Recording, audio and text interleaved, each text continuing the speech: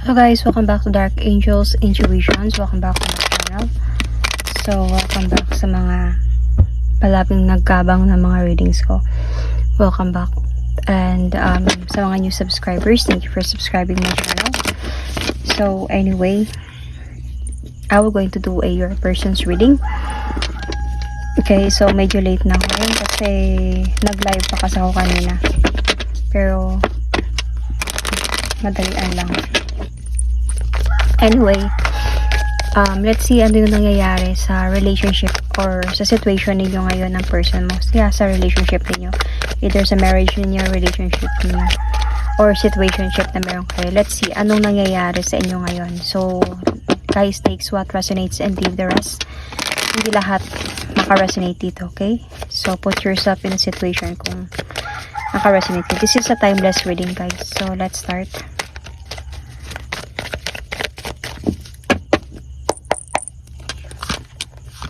Oh.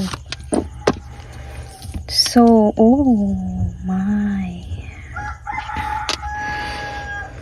I can see here that hindi makapag-decide yung person mo sa bagay-bagay. Feeling ko meron talagang hindi okay, toxic na situation ang meron sa inyo ngayon.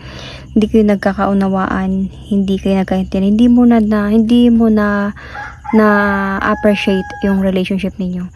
Parang meron ng something wrong, meron ng kailangan na ayusin, baguhin, something i-fix, you know.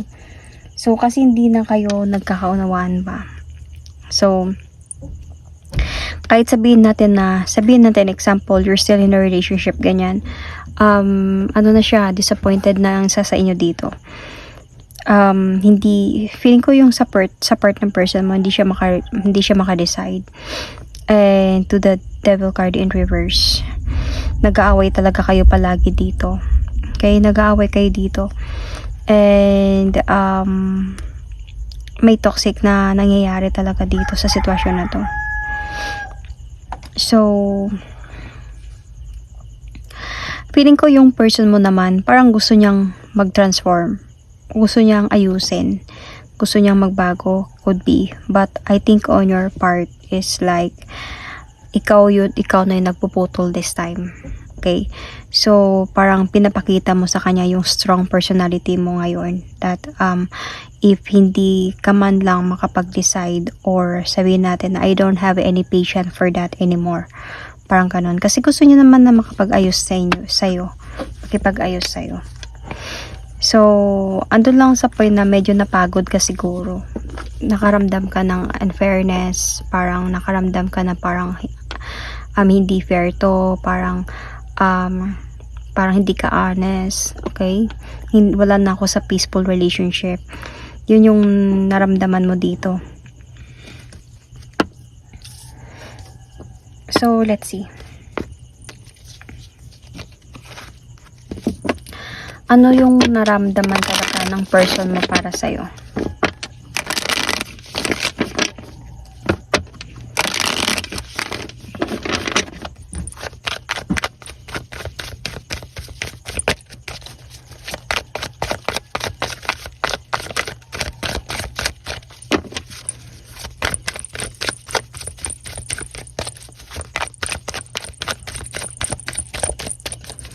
Ano yung naramdaman ng person mo para sa'yo?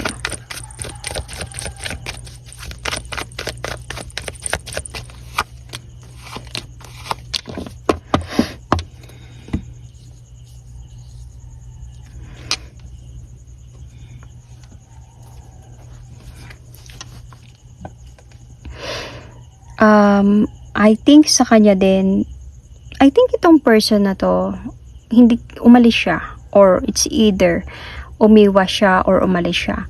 Kasi hindi niya naman ginusto to. Meron ako nakita dito. Or it's either feeling niya he or she wanted to do this. Kasi parang andun na sa point na madami ka ng tanong. So pwedeng married kayo nito, okay? Pwedeng married kayo nito, may family kayo, or something, commitment talaga. And madami ka nang tinatanong sa kanya. So, hindi na niya masagot yung mga sa tanong mo. Parang some of it could be ano siya, parang alam niyang kung sasagutin niya, mag-away talaga kayong dalawa. So, kaya hindi niya na lang sinasagot or ini-ignore niya. Sometimes through that, nag-aaway kayong dalawa. So, parang meron siyang feeling of wanted to walk away calmly para wala nang away, wala nang gulo, wala nang tatanong, hindi na siya may ipit sa mga tanong mo. So, ang iniisip niya lang kasi dito, ang iniisip niya dito, yung gusto niya lang talaga na maayos na sana kayo. Okay, so, pero kung sakali man na hindi, alis mo na siya. Parang alis mo na siya, pakalmahin yung sitwasyon, pero parang babalik din naman siya. And naintindihan ka din naman niya Naintindihan ka niya. Dahil sa, alam niyang, bakit ka naging ganito, dahil mahal mo lang din talaga siya. So, may cheating siguro na nangyari dito. Hindi niya alam kaya hindi siya makapag-desisyon kasi hindi niya alam kung saan siya patutungo. So, may ito din yung mga tanong mo kaya hindi siya makapag-decide. So, parang para sa kanya, naiipit na siya sa sitwasyon. So, andun sa point na may mga judgment na, masakit na salita na binibitawan, something like that.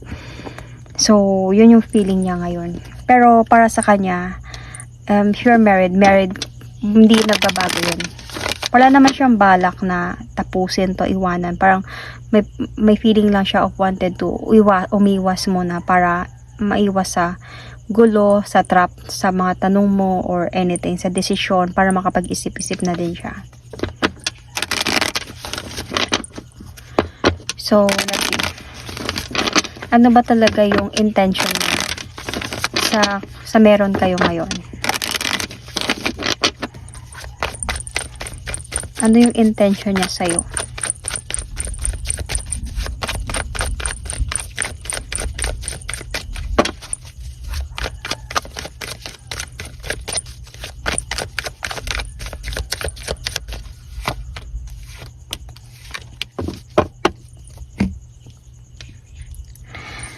Makipag-ayos.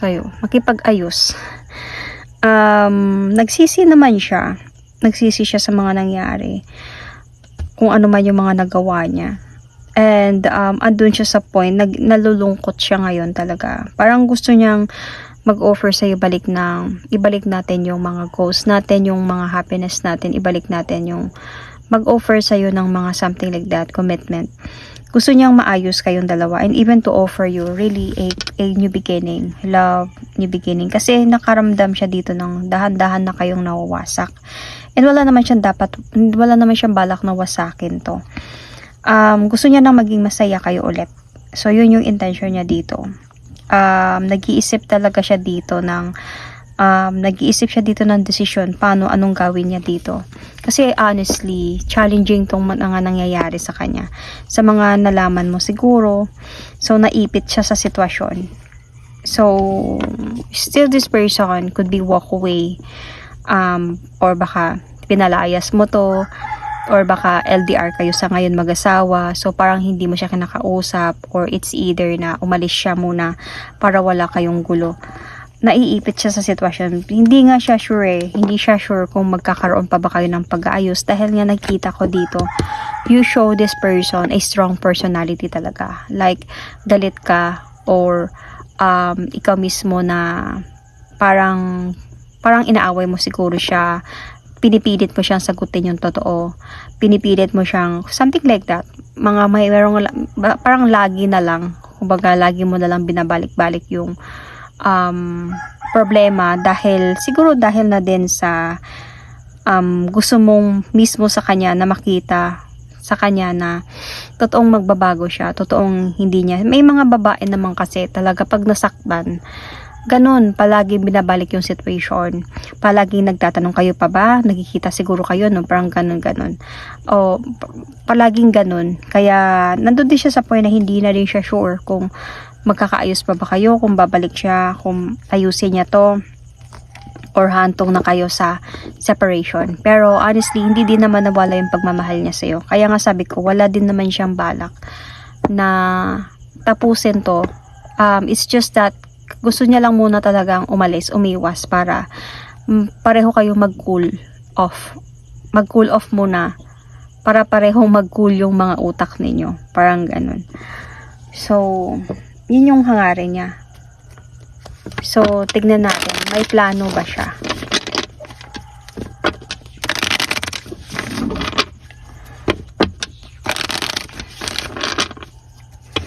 So, you or your person might be Aquarius, Libra, Gemini, or Taurus, Seer.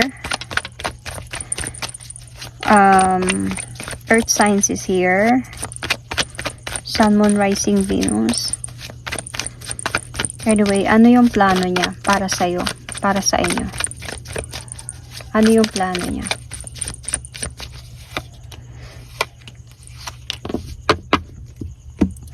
To offer you victory. So, see? Gusto niya talaga na makipag-ayos sa'yo. So, plano niya pa din talaga na makapag-ayos sa'yo. And I think this person, even if magkalayo kayo ngayon, this person is trying to, might be connect with you or asking about you. Kumusta na kayo? Kumusta ka na? To sa ibang tao. Might be sa pamilya ninyo, kapatid mo ba, or friends. Is talking. This person is talking. And may plano talaga siya na to approach you para sabihin na ibalik natin to, ibalik natin yung sparks natin, yung happiness natin, yung mga pinagdaanan natin. So, may plano siya through that na magkaroon kayo ulit ng balance connection na dalawa dahil naniniwala pa din naman siya sa pagmamahalan ninyong dalawa. Two of Cups and the Lover's card is here. So, naniniwala pa din siya sa pagmamahalan ninyo at pagsasama ninyong dalawa sa dami ninyong pinagdaanan na dalawa. So, andun na siya sa point ngayon, bakit kayo humahantong sa ganito na almost in a ending situation dahil sa bigat ng mga problema na pinagdadaanan ninyo sa ngayon. So, pero naniniwala pa din siya na may plano pa din siya na ayusin to, mabalik kayo sa pagmamahalan na wakas, pagsasama, something like that. So, happiness and fulfillment even. See, wala siyang balak na hiwalayan ka. Wala. Siguro may balak lang siyang tumahimik muna, lalo na pag earth signs to, para lang walang gulo. Para hayaan niya munang maghilom yung sitwasyon, something like that. So, mag-cool down yung situation para, especially on your side. So, let's see. May tinatago ba siya sa'yo?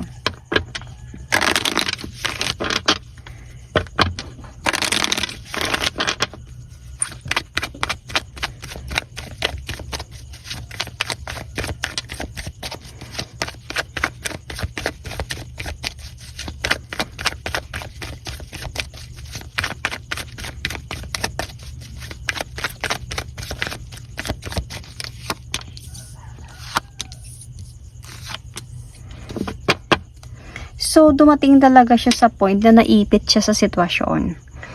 So, either natukso talaga to siya sa iba, nagkaroon talaga siya ng iba, nalaman mo. And pinadesisyonan mo to sa kanya. Magdesisyon ka, ganyan. Anong gusto mo? Hindi siya makapag-decide kasi naipit siya sa sitwasyon. So, dumating sa point, nagkaroon talaga siya ng relationship na iba. And dito sa point na to, medyo gusto niya na, ito na yung parang gusto niya nang tapusin to. Gusto niya nang, putulin yung mga dapat putulin sa sitwasyon na to. Kasi mayroon na siyang realization eh. Hindi sa sitwasyon ninyo, sa kanila, sa other side. Kasi mayroon na siyang realization dito, spiritual awakening na mali yung mga nagagawa niya, mali yung ginawa niya. Something like that. So, nagkakaroon na sa kanya dito ng realization. Umalis man siya, okay, emotionally, pero through that, nakapag-isip-isip siya. And parang this time around, andun siya sa point na he or she will going to take the leap of faith.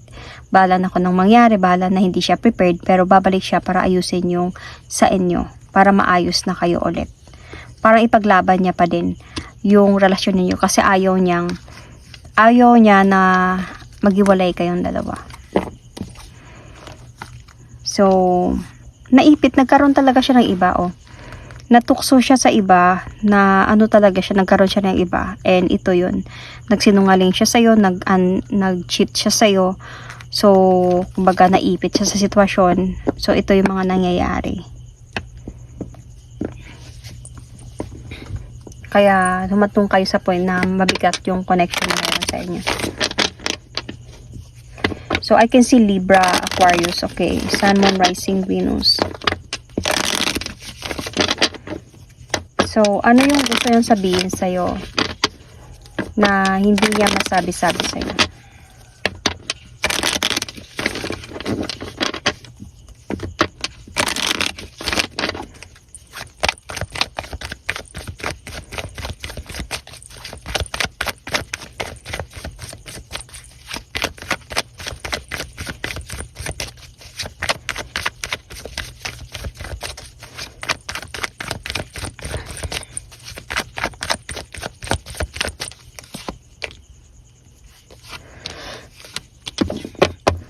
Ipaglalaban ko pa din yung pagmamahalan natin or pagsasama natin dalawa.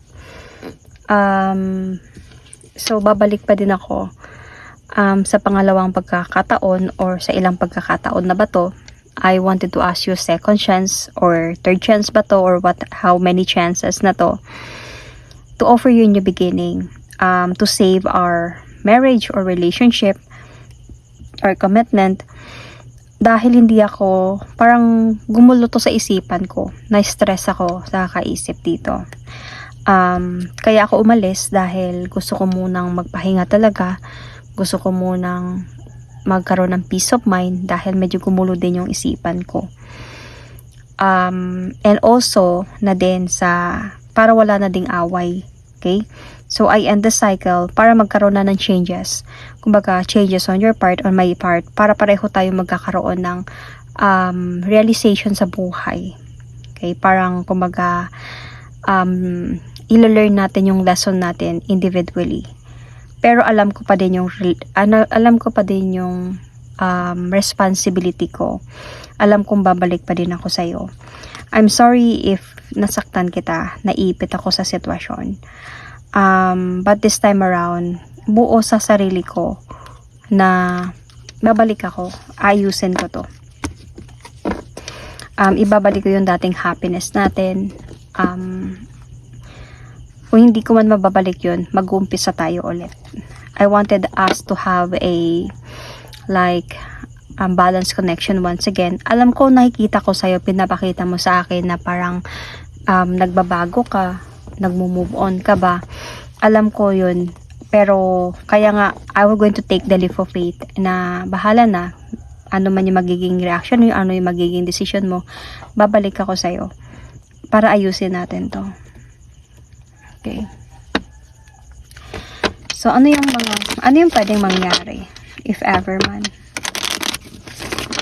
So anyway, fire sign is here. Aries, Sagittarius, Leo, Capricorn, Virgo, Taurus, Aquarius, Libra, Taurus.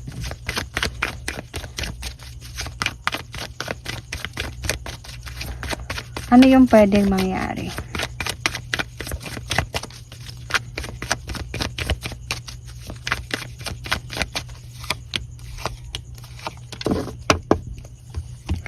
Capricorn, could be Sun, Moon, Rising, Venus. Anyway, dadaan pa talaga kayo sa mabigat na situation. Mabigat nito, parang feeling of pasan na pasan yung problema sa buhay. So, pero after that, meron naman ako nakikitang pagbabago or pagbabalikan, pag-aayos. So, through this devil card, feeling ko hindi to siya negative dito sa part na to. Feeling ko transformation or kumbaga transition sa person mo yung pwedeng mangyari. Okay? So, transition sa person mo. Kumbaga, pagbabago ang nakikita ko dito. And nakikita ko din na magkakaroon ng balance connection sa inyo in the near future. And feeling ko your person could be maging matured enough na siya to focus on your family, responsibility, And on your part naman, nakikita ko na medyo siguro kaya to lumabas kasi sa pagbabalikan ninyo, pag-aayos ninyo, medyo on your part, hindi ka pa ganun ka sobrang trust sa taong ito. Hindi ganun ka madali na bumalik yung trust sa taong ito. So, ibig sabihin, pwedeng may mga ganun pa din mangyayari. Magtatanong ka pa din, siguro hanggang sa dahan-dahan tong mawawala kung makikita mo naman sa taong ito na nagbabago na talaga siya. Kasi mayroon naman ako nakikita ditong the cycle will going to end, to have changes in your relationship sa pagbabalikan na meron kayo. So kasi itong person mo, he will not going to parang give up. Nandyan siya. So hindi siya madali, medyo masakit, mahirap yung pagbabalikan na to kasi feeling ko hindi ganun agad na maging masaya kayo. Parang ups and downs pa din yung pagdadaanan ninyo. Pero nakita ko pa din na habang nagbabago yung person mo, habang nagta-transform siya, nagiging maayos ang lahat. So yung advice dito is on your part, if nakikita mo din naman yung person mo na ginagawa niya yung best niya para magbago, para maayos kayo, nakikita mo yung effort niya talaga, then try to support this person na lang sa mga effort niya. So parang andun sa point na wag mo palagi siyang awayin. Wag mo nang ibalik yung nakaraan. Kasi pag palaging ibalik yung nakaraan, lalo kayo mag-aaway. Parang kumbaga nasa point na kayo ngayon ng second chance na ang pagsasama ninyo. Tapos, ibabalik mo pa din yung nakaraan. Kumbaga, nagbi-build na kayo ng bagong empire. Tapos ibabalik mo yung nakaraan, parang wala din. Kumbaga binasura nyo na yung mga problema. Binalik yung basura sa loob ng bahay. Parang ganun. So, linisin nyo na yun. Hindi nyo naman makakalimutan yun. Sa totoo lang, mahirap. Pero, hanggat sa nandyan, control ninyo na hindi nyo na ibabalik yun. Na magpapatuloy na kayo towards a new beginning. Then, kaya naman yan. Kaya yan. Okay? So, sometimes ganun talaga. Sometimes nababalik. Pero, hanggang sa kaya nyong i-control na kumbaga itwist agad sa pag-aayos, then carry naman yan. Okay, so yun, that is my reading for you guys. Thank you and God bless. Anyway, this is a part of my personal reading. So if you want to do a personal reading with me with this reading, your person's reading, just message me on my Facebook page. Anyway, I will going to drop the link on my description box. Ilalagay ko siya sa description box para diretso na lang kayo doon and message me for personal reading because I personally will going to send you the information. So, thank you and God bless.